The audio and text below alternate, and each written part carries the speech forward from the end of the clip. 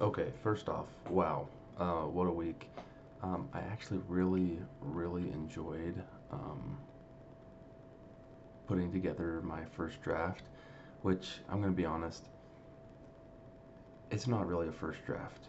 I've never been the kind of person who is a good rough drafter. I just revise it as I go, and so it's probably a little more polished than a first draft should be. I apologize for that. But also, the thing that I'm writing my paper about, I saw a lot of stuff in this chapter that related to it. Like when we're talking about analyzing audiences, um, I talked my paper is about um, expectancy violation theory, which is the theory um, that examines how evaluators or individuals, right, to in interpersonal communication or group communication, we walk into interactions and we have nonverbal or verbal expectations for a person, and when those expectations are met or violated, our reaction to it, right? It evaluates that. And you see, we actually like when we talk about analyzing audiences, a lot of that stuff is subconscious, right? With EVT, and a lot of this is self-conscious too, right?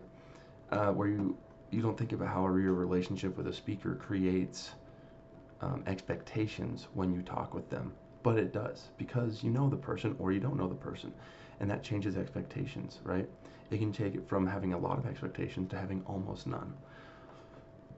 Also, your relationship with an issue or position, what you're talking about, and how it is so ambiguous, and there's a million nuances and everything that can affect it.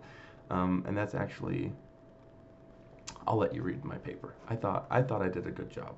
I may not have done a good job, but I thought I did. Um, right, and so it talks about expectations, and I like talking about expectations from audiences because it connected so perfectly with what I was talking about. Sorry, I want to pull up the discussion post because I like talking about the discussions in here as well. Um, we talked about a recent attempt to influence someone's behavior. We are constantly attempting to influence people's behavior, right? Whether it is subconscious or is something we are consciously trying to do, right? This is obviously talked about. I mean, it could have been subjective and been subconscious, but it was talking about a conscious effort you made to change somebody's behavior or influence somebody's behavior in some way. Um, I have found that when I am trying to influence somebody, person like per, per attempting to influence somebody, I'm trying. I struggle. But when I am just myself and attempting to be myself and interact with a person, I have a better chance of influencing somebody negatively or positively, honestly. Um, I think that's because people can see intent. And when people see that you don't have intent, or you're not trying to influence them, it helps. Um, Anything else in here that I want to touch on? Sorry, I'm just rambling. But it was a really interesting chapter, so there's a lot I wanted to talk about. Um,